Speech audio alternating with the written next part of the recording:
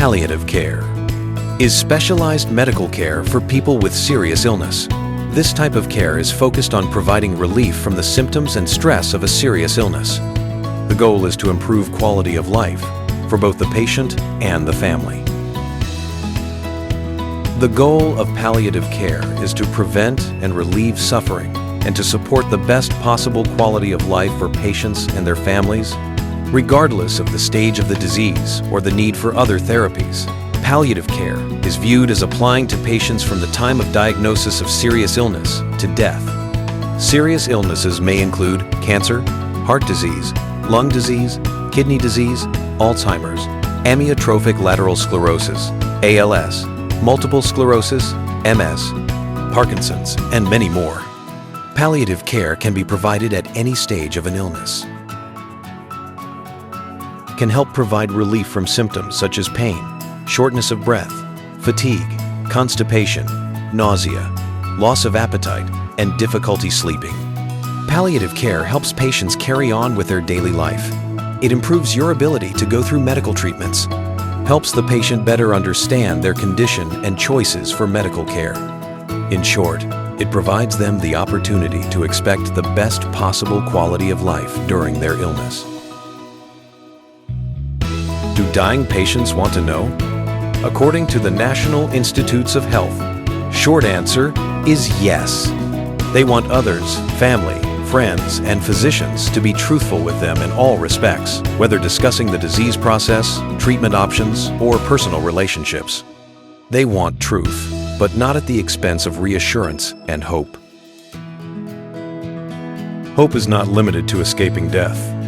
Hope for many may be in savoring final moments with the people they love and who love them. Reassurance often includes plans to try to alleviate fears of pain, suffering, and loneliness. Patients also crave being touched, both physically and emotionally, perhaps to be reminded that they are still living, perhaps because family and friends often distance themselves as a disease progresses toward death. Patients also want time, and in most cases, there is some time. Time is key for patients to come to terms with their illness, losses, and unresolved issues, as well as remaining hopes, so that their minds have time to change their hearts. It is so important that we recognize the importance of end-of-life discussions. Compassionate and skilled communication requires careful planning. Patients want and need a sense of connection with the person bearing bad or life-altering news, ideally through a long-term patient-provider relationship. As chaplains, we certainly are not medical experts. We generally will not be the one providing the bad or life-altering news. We certainly should not negate any discussion provided by a doctor, nurse, or palliative care physician. Keep in mind, we all have anxiety about this thing called death. So how can we as chaplains minister to patients, that is to say, people who have been given this information? The medical community understands the value of spiritual services for palliative care patients. Of primary importance is that patients have access to clergy in their own religious traditions.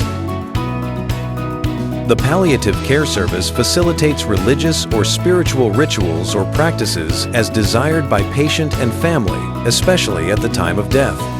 Provide information about the availability of spiritual care services and make spiritual care available either through organizational spiritual counseling or through the patient's own clergy relationships. Spiritual care models offer a framework for healthcare professionals and/or chaplains to connect with the patients, listen to their fears, dreams, and pain, providing an opportunity for healing. Healing is distinguished from cure in this context. It refers to the ability of a person to find solace, comfort, connection, meaning, and purpose in the midst of suffering, disarray, and pain. The care is rooted in spirituality, using compassion, hopefulness, and the recognition that, although a person's life may be limited or no longer socially productive, it remains full of possibility. 1. Spiritual care should be integral to any compassionate and patient-centered healthcare system model of care. 2.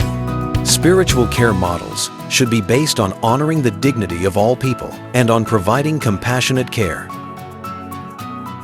3. Spiritual distress or religious struggle should be treated with the same intent and urgency as treatment for pain or any other medical or social problem. 4. Spirituality should be considered a patient vital sign. Just as pain is screened routinely, so should spiritual issues be a part of routine care. Thank you for viewing this training. Your annually required certification of this training will be completed once you submit the form for the online training or sign the roster for the in-person training.